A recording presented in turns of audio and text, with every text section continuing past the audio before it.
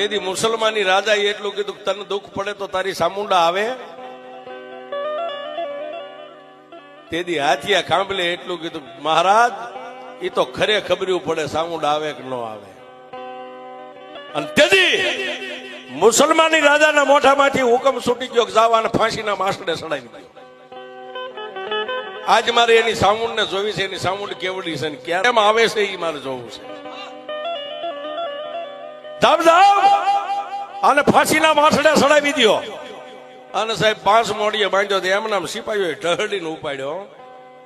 પણ ડગલે સામુંડા પગલે સામુંડા, ડગલે સામુંડા પગલે સામુંડા. અને ફાંસીના માસડે સાહેબ આમ લટકાડવાની તૈયારી, ગાળીઓ આમ ડોકમાં નાખ્યો ને ત્યારે એટલું કીધું કે એ કાળા મોની ધણિયાણી, તારે મને આ દી દેખાડવા હતા ને તો તારે ગીર સુધી તારે મને લાવવો નતો.